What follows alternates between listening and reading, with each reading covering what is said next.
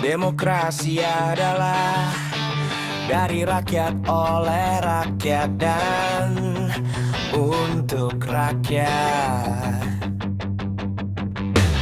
Negara demokrasi tidak pernah ada satu suara yang terlalu kecil untuk didengar.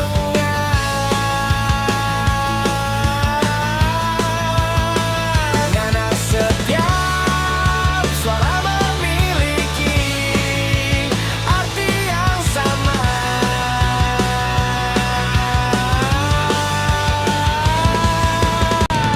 Adik sanak, mari berdemokrasi di podcast Komisi Pemilihan Umum Kota Bengkulu. Adik sanak, mari berdemokrasi di Komisi Pemilihan Umum Kota Bengkulu.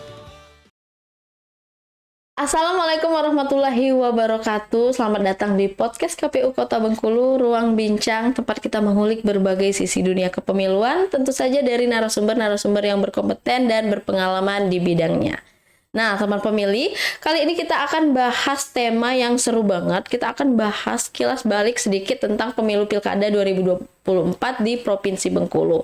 Nah, untuk membahas tema ini, tentu saja kita udah sama bintang tamu yang spesial banget, yang tepat banget untuk membahas ini. Bengkulu yang udah lama berkecimpung di dunia kepemiluan. Langsung aja kita sambut Bapak Parsadaan Harahap.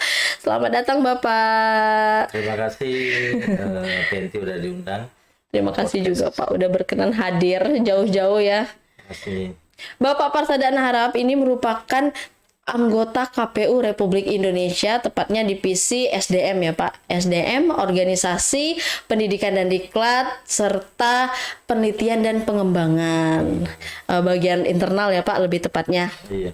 Oke, sebelum kita masuk ke perbincangan hari ini Pak, bisa nggak nih kita bernostalgia sedikit? Bapak kan udah lama banget nih berkecimpung di dunia kepemiluan, pernah di Bawaslu juga. Boleh diceritain nggak Pak pengalaman Bapak selama menjadi penyelenggara dan pengawas pemilu?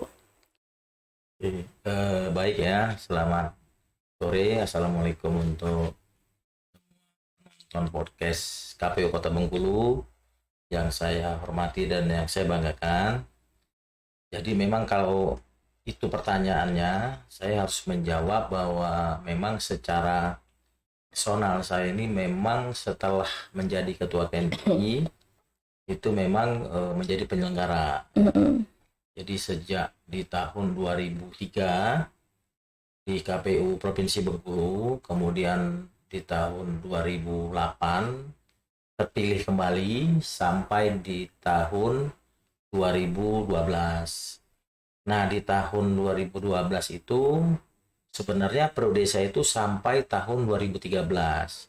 Tapi karena ada pembentukan Bawaslu yang permanen, jadi waktu di zaman saya KPU Provinsi 2003 sampai 2008, kemudian 2008 sampai 2013 harusnya, itu pengawas pemilunya namanya Panwaslu. Oh, dulu namanya Panwaslu. Ya, jadi dia bersifat ad hoc. Setiap mau pemilu pilkada dibentuk, kemudian setelah pemilu pilkada karena ad hoc bubarlah pengawas pemilunya. Namun di tahun 2012 pembuat undang-undang membuat regulasi di mana pengawas pemilu dibentuk menjadi permanen. Sekitar lupa pertengahan tahun 2012 waktu itu saya karena sudah 2 periode waktu itu ya di KPU Provinsi, saya mencoba mendaftar dalam seleksi Bawaslu Provinsi. Alhamdulillah terpilih. Di 2012 saya masuk Bawaslu Provinsi sampai kemudian di 2017 saya mencoba kembali di Bawaslu. Oh, 2 periode ya 2 Pak, periode. lumayan panjang. Ya, jadi Sudah puluhan tahun ya. Gitu. Kayaknya udah menjadi passion kali ya. Passion, ya. Jadi di 2017 saya mendaftar sampailah 2022. Kemudian ada pendaftaran KPU RI, saya coba, alhamdulillah bisa kepilih.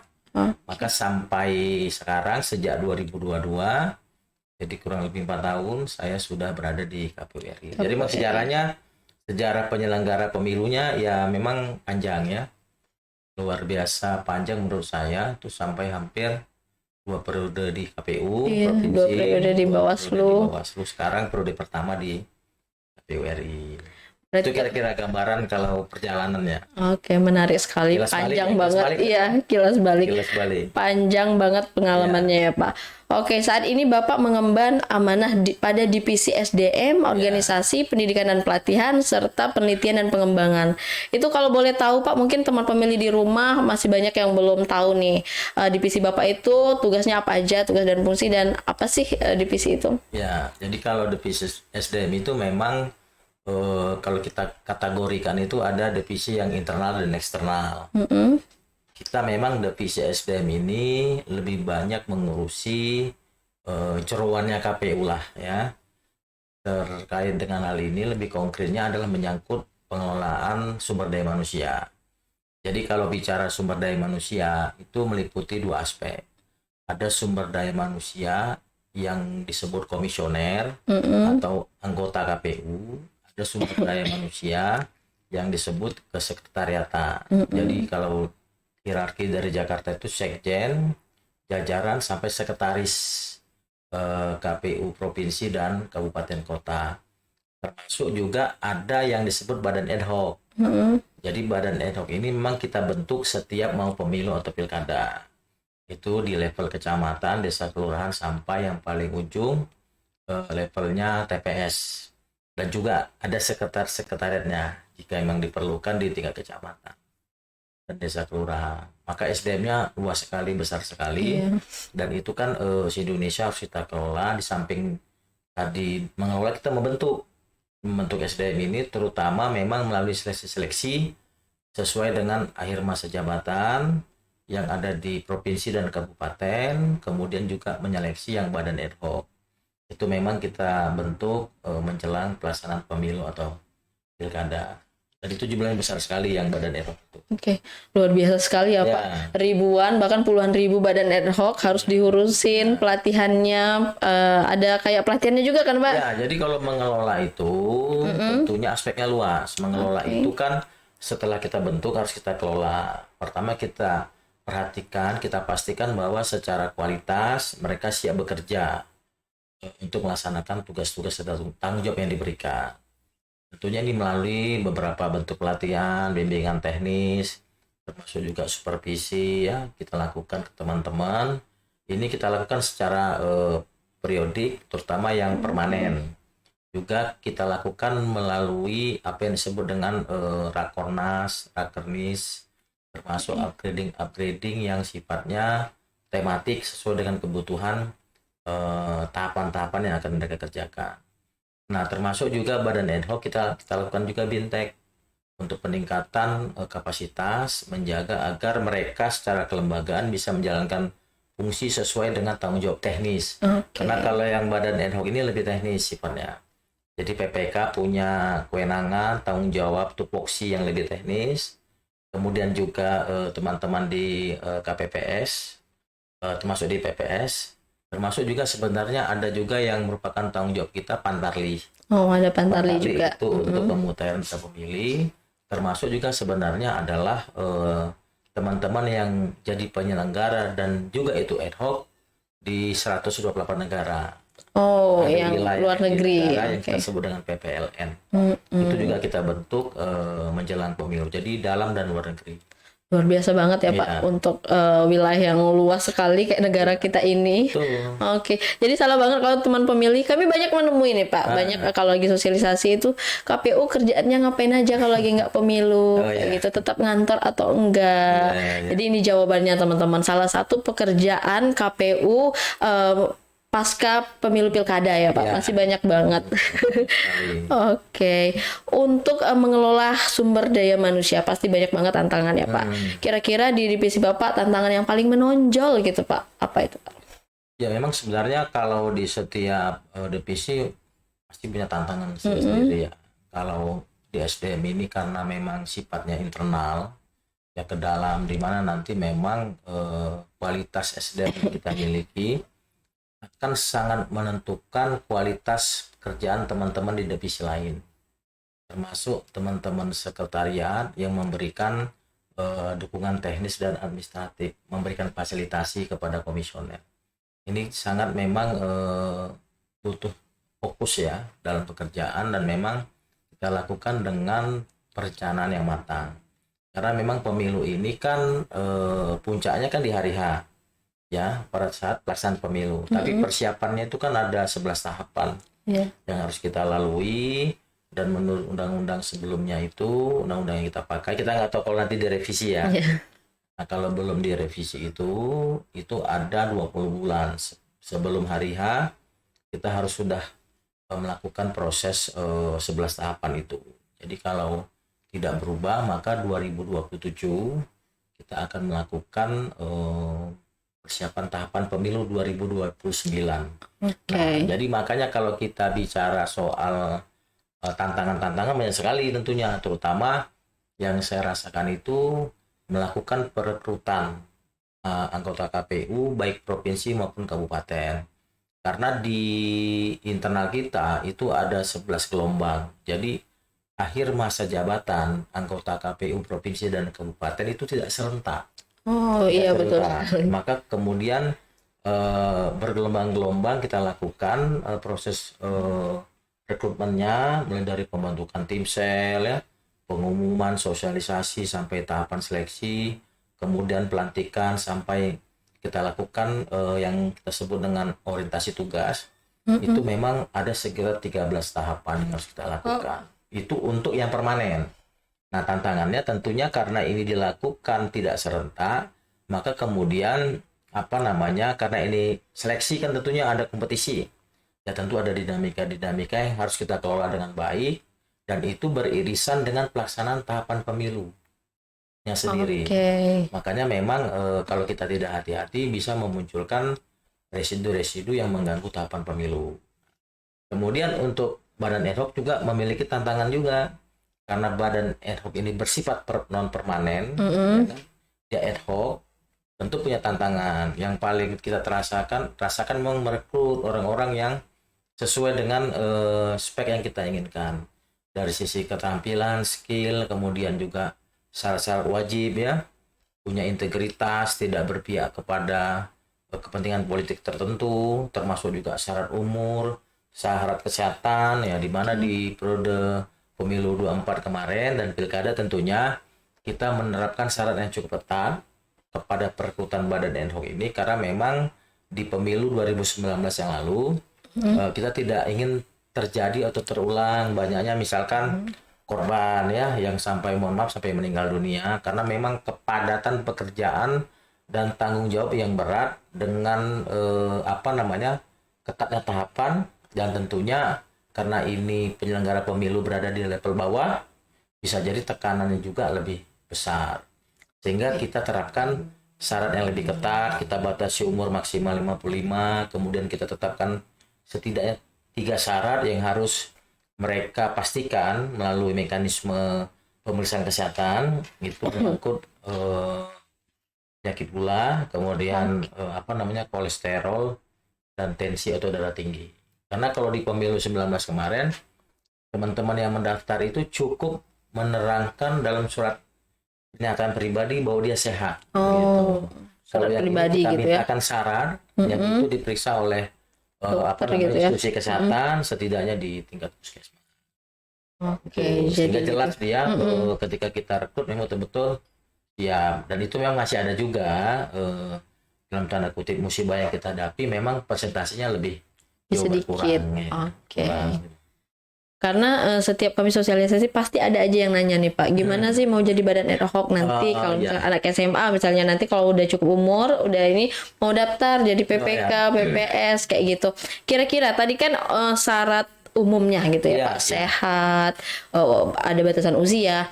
Kalau kayak soft skill atau kemampuan apa yang harus dimiliki, atau persiapan apa yang harus dipersiapkan sama teman pemilih yang berminat untuk menjadi badan ad hoc ini Pak? Ada spesifikasi khusus kah? Ya memang sebenarnya sejak 2024 kemarin ya, baik pemilu dan pilkada, memang kita memberikan atensi yang cukup besar kepada teman-teman, terutama teman-teman muda ya, atau pemilih pemula yang memang punya keinginan untuk menjadi penyelenggara pemilu, dan khususnya tentunya di badan ad hoc ya, badan ad hoc. Kan itu kita butuh besar sekali, sekitar kalau se-Indonesia itu sekitar 5,6 juta. Banyak sekali se-Indonesia ya. Luar biasa. Tapi kalau Provinsi Bengkulu lebih kecil dari itu. Nah, tentunya sebenarnya yang paling penting dari sisi persyaratan itu sebenarnya usia dulu. Usianya minimal harus 17 tahun. Itu penting karena itu secara undang-undang. 17 tahun atau pernah menikah. Sudah pernah menikah, masuk syarat. Kemudian yang kedua tentunya karena ini penyelenggara pemilu pilkada ini independen, maka kita pastikan mereka tidak terkait dengan kepentingan politik tertentu, tidak menjadi anggota partai politik, dan tentunya tidak pernah menjadi tim sukses calon atau dalam pemilu ataupun pilkada. Ini penting. Nah, soal kompetensi sebenarnya kita tidak terlalu menerapkan secara saklek harus punya, misalkan kompetensi harus ditunjukkan dengan sertifikat tertentu, tidak. Tapi yang paling penting teman-teman ini punya soft skill lah gitu ya, bisa berkomunikasi, bisa berinteraksi. Ini penting karena menyangkut tugas-tugas mereka harus berhadapan langsung dengan peserta pemilu dan pemilih di level bawah. Maka kita berharap tetapkan itu ada soft skill, bisa berkomunikasi, bisa berinteraksi, kemudian tentunya bisa bekerja secara teamwork. Karena posisi mereka ini kan ujung tombak penyelenggara pemilu, ada di level ad hoc ini kan yang paling bawah. Kita harapkan memiliki soft skill itu. Nah, yang lain-lain terkait dengan pengetahuan kepemiluan, kemudian tupoksi yang harus mereka laksanakan sesuai dengan level mereka menjadi badan ad hoc, nanti kita berikan BIMTEK. Kita lakukan pembekalan yang itu memang di 2024 kita lakukan beberapa kali ya, dan juga kalau dulu misalkan di KPPS itu hanya 1-2 orang yang kita lakukan BIMTEK, tapi kemarin itu di 2024 kita lakukan BIMTEK secara keseluruhan. Jadi semuanya memiliki pengetahuan dan pemahaman yang sama. Nah, ke depan karena kita bicara 24 kan sudah lewat. 2029 kita juga hari ini sedang mempersiapkan sebuah pelatihan yang bersifat e-learning atau e-training. Ini sistem pelatihan yang digitalisasi sehingga nanti setiap penyelenggara pemilu terutama ad hoc bisa mendapatkan penguatan, bisa mendapatkan peningkatan pengetahuan melalui handphone, melalui digital. Jadi dia nggak mesti harus BIMTEK baru bisa menaikkan taraf. Jadi nanti kita sedang setting sistemnya sehingga nanti di pemilu ke depan itu setiap waktu, setiap saat, dan tidak terikat tempat, dimanapun mereka bisa meningkatkan kapasitas dan kualitas. Tentunya terkait dengan tupoksi saja. Jadi tidak misalkan luas soal apa itu misalkan plato demo itu enggak terlalu luas, tapi lebih ke apa yang mereka lakukan. Manajemen resikonya, mitigasinya apa. Kalau ada masalah di TPS, misalkan tiba-tiba ada surat-suara yang rusak, apa yang mereka lakukan. Kemudian ada di TPS ada masyarakat yang mengaku pemilih namun tidak terdaftar di DPT, apa yang mereka lakukan. Jadi yang sifatnya teknis termasuk cara menghitung surat suara yang sah, salah coblos, dan lain-lain, yang ini memang lebih kepada mekanisme teknis yang harus mereka lakukan sebagai bagian dari tupoksinya di level ad hoc gitu. Dari 2024 kemarin kalau di wilayah Bengkulu gitu Pak, wilayah Bengkulu juga luas kan Pak, dengan kabupaten-kabupaten, daerah-daerah yang mempunyai karakteristik yang berbeda-beda. Kira-kira tantangannya dalam pembinaan badan ad hoc ini apa gitu Pak? Apa yang harus kita benahi gitu? Ya, sebenarnya kalau saya lihat di Provinsi Bengkulu, terutama di kota ya, kota Bengkulu kita lebih spesifik ya, saya lihat sudah berjalan dengan baik. Ya. Pertama tentunya proses perekrutan. Tidak ada masalah yang berarti, terutama di kota Bengkulu dan Provinsi Bengkulu, karena memang Provinsi Bengkulu ini kan, apalagi kota, itu kan bukan daerah yang sulit, bukan daerah yang terluar atau terjauh atau terisolasi. Kita hanya punya misalkan karakteristik seperti itu di Pulau Enggano. Tapi itu saya lihat bisa diatasi oleh teman-teman, tidak sesulit seperti di daerah lain, di provinsi lain, terutama yang punya karakteristik di daerah Indonesia Timur. Itu banyak sekali masalah-masalahnya. Tapi di Provinsi Bengkulu, terutama Kota Bengkulu khususnya ya, ini proses perekrutannya berjalan dengan baik. Saya lihat juga pengelolaannya berjalan dengan baik. Ada 1-2 masalah mungkin, tapi itu bisa diatasi oleh teman-teman, terutama KPU Kota, terkait dengan pengelolaan SDM Badan ad hoc, termasuk juga terkait dengan bagaimana kemarin BIMTEK atau pelatihannya berjalan dengan baik. Kalau di pemilu 2024 itu memang ada beberapa kasus ya, misalkan proses BIMTEK-nya itu banyak protes karena memang ini kolosal banyak. Ada ya ditemukan misalkan naiknya atau logistik pelatihannya kurang maksimal ya. Kemudian juga itu menjadi isu misalkan kualitas makanannya pada saat pelatihan tidak maksimal. Ada protes-protes. Tapi itu di pemilunya. Di pemilu yang April 2024. Tapi di November pilkadanya itu tidak lagi terdengar ya. Proses pelatihan berjalan dengan baik, dan tentunya juga saya lihat penganggaran yang diberikan tidak ada kita dengar misalkan di KPU Kota Badan ad hoc-nya yang honornya dipotong. Honornya tidak sampai ke teman-teman. Itu kita supervisi. Saya kan sebagai Korwil Bengkulu melihat sudah berjalan dengan baik. Jadi secara umum saya lihat itu terlaksana dengan baik, dan buktinya pemilu di Februari 2024 dan pilkada di November tanggal 27 itu berjalan dengan baik di Kota Bengkulu.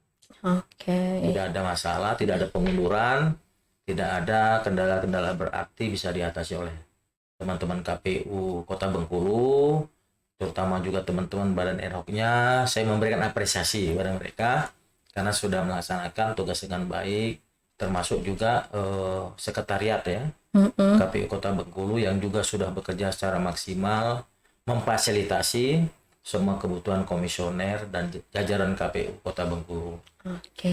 Ya. Karena kemarin Provinsi Bengkulu juga meraih penghargaan terbaik 1 kategori penguatan kelembagaan Badan ad hoc Pemilu 2024. Iya, betul. Kebetulan.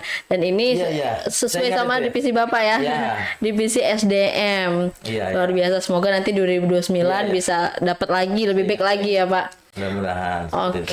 Karena pengalaman Bapak di Bengkulu tuh udah banyak banget gitu ya, Pak. Ada pesan khusus nggak untuk penyelenggara KPU di Provinsi Bengkulu? Ya, sebenarnya begini, kalau saya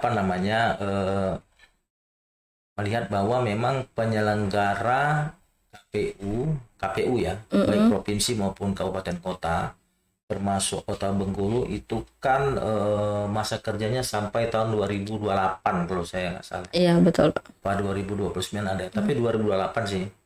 Ada beberapa yang karena tadi saya katakan di depan AMJ-nya banyak, ada yang di 29 juga. Tapi kayaknya Kota Bengkulu ini di Provinsi Bengkulu ini rata-rata di 2028, tapi beda bulan.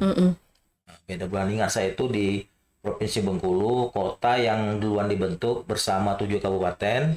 Ada yang sisanya 2 kabupaten di Bengkulu Selatan dan Kabupaten Kaur ya. Itu yang memang selisih berapa bulan baru dibentuk. Nah, kota ini termasuk yang awal ya. Tentunya di 2028. Makanya saya berpesan kepada teman-teman yang masih menjadi anggota KPU atau penyelenggara, termasuk juga jajaran sekretariat, karena dipastikan akan masuk ke tahapan setidaknya persiapan di 27 sampai 2028. Pemilunya 2029 ya. Ini dengan catatan saya mengatakan masih memakai undang-undang lama karena sekarang lagi proses pembicaraan di perubahan atau revisi undang-undang oleh pembuat undang-undang, dalam hal ini pemerintah dan DPR. Maka kemudian kalau dia 20 bulan tahapannya, maka 2027 itu sudah masuk persiapan. Saya berharap buat teman-teman ya tentunya menjaga soliditas, itu penting ya. Karena soliditas antara komisioner, kemudian soliditas antara komisioner dengan teman-teman sekretariat itu penting agar terbangun trust publik kepada kita sebagai penyelenggara. Kemudian yang kedua tentunya terus meningkatkan kapasitas, kualitas dan kompetensi. Makanya di divisi SDM hari ini sedang juga melakukan learning management system ini, terutama sekarang memang komisioner lagi kita persiapkan, tapi yang sudah jalan itu persiapan pelaksanaan peningkatan kualitas untuk teman-teman PNS dan P3K. Itu ada target sekian, ada 23, 20 jam gitu harus dilakukan oleh teman-teman itu. Itu bagian dari cara kita untuk meningkatkan kualitas dan kapasitas teman-teman. Ini penting karena pemilu ini kan bukan hari hanya, tapi persiapan itu yang harus dilakukan. Ibaratnya kalau mobil itu mesinnya harus kita jaga hidup. Itu penting ya. Kemudian yang ketiga tentunya integritas. Ini modal dasar kita juga sebagai penyelenggara untuk tetap terjaga ya, agar semua yang kita kerjakan itu bisa diterima publik, stakeholder, termasuk pemangku kepentingan, untuk kemudian bisa mendapat dukungan.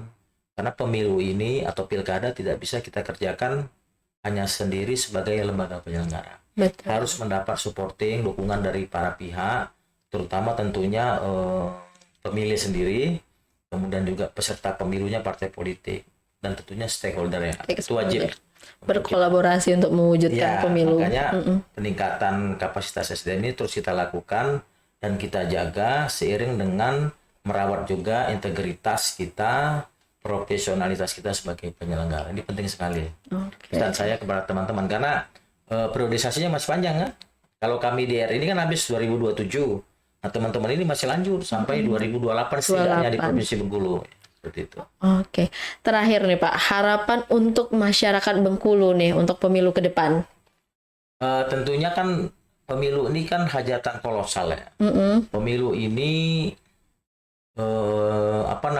setidaknya itu kan kalau dari sisi teorinya itu harus ada dua setidaknya. Selain penyelenggara, ada kontestannya, ada pemilihnya. Tentunya harapan saya kepada masyarakat Bengkulu, pertama mari kita tetap mengawal hasil proses pemilu dan pilkada ini penting agar kita bisa pastikan pemerintahan yang sudah terpilih terbentuk, kemudian legislatif yang sudah terpilih dan terbentuk termasuk eksekutif bisa berjalan dengan baik. Ini penting karena ini hasil dari pilihan kita. Kemudian yang kedua tentunya saya berharap di 2029 kalau ada kontribusi yang kuat dari seluruh masyarakat, yang saya katakan tadi dari stakeholder yang ada, kita berharap pemilu di 2029 dan pilkada tentunya bisa naik kelas. Ini harapan kita, karena ini selalu saya katakan di mana-mana, pemilu dari waktu ke waktu, dari periode ke periode harus bisa naik kelas.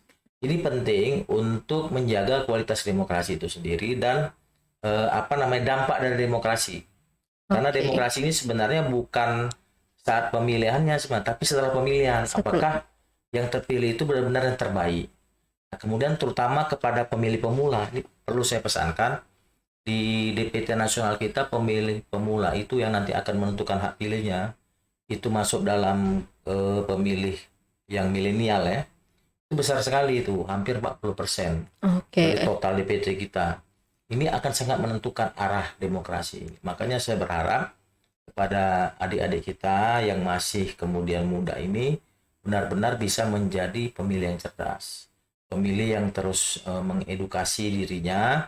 Dan juga saya kan berharap teman-teman KPU juga ya, ada program-program turun ke sekolah, masuk ke lembaga pendidikan. Tidak hanya yang masih SMA, yang SMP juga, karena SMP ini nanti kan di 2029 ya akan menjadi pemilih pemula. Jadi perlu disentuh, perlu ditingkatkan program-program yang bisa memberikan pendidikan politik dan penyadaran kepada pemilih pemula. Kemudian yang terakhir, saya menyampaikan juga kepada masyarakat Bengkulu mohon doa dan dukungan karena KPU kota ini masuk dalam kompetisi zona integritas ZI terakhir terkait dengan wilayah bebas korupsi. Ini sudah masuk di kriteria KPU RI ya, hanya beberapa satker ya termasuk KPU kota, malah di Provinsi Bengkulu hanya KPU Kota Bengkulu dari 10 kabupaten kota. Termasuk provinsinya hanya 1 KPU kota. Mohon doa dan dukungan dari masyarakat agar ya bisa nanti lulus di tim penilaian nasional TPN, yang itu akan berproses setelah nanti selesai digodok di KPU RI, dan insya Allah bisa menjadi pemenangnya, mendapat Amin. sertifikat Semoga ya, atau Pak. predikatnya gitu. Itu harapan kita.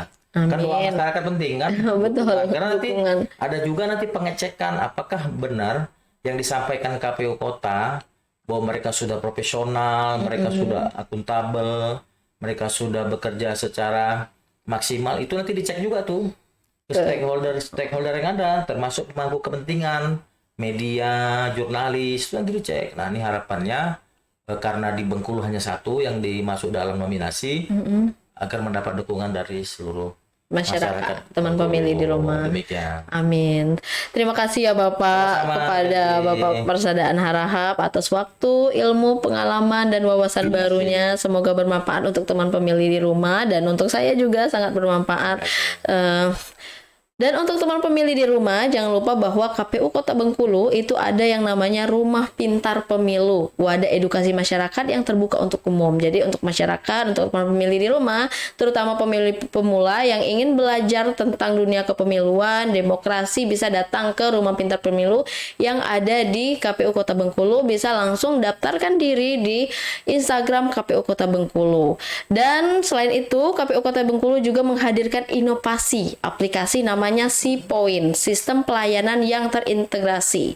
Melalui aplikasi ini, masyarakat dapat mengakses berbagai layanan kepemiluan secara terintegrasi, mulai dari mengecek data pemilih secara online, membuat pengaduan, misalnya nama kamu tercatut di partai politik, itu bisa di aplikasi SeaPoint. Tentunya memudahkan teman pemilih untuk membuat pengaduan. Jadi manfaatkan fasilitas yang disediakan oleh KPU Kota Bengkulu. Jangan lupa juga untuk terus mengikuti seluruh informasi kepemiluan di sosmed resminya KPU Kota Bengkulu. Ada IG, Facebook, X, dan YouTube KPU Kota Bengkulu. Terima kasih teman pemilih di rumah yang udah menyaksikan podcast ini. Ikuti terus podcast KPU Kota Bengkulu, tayang 2 kali dalam sebulan, minggu kedua dan minggu keempat. Saya Penti Sahari pamit undur diri. Wassalamualaikum warahmatullahi wabarakatuh. Waalaikumsalam warahmatullahi wabarakatuh.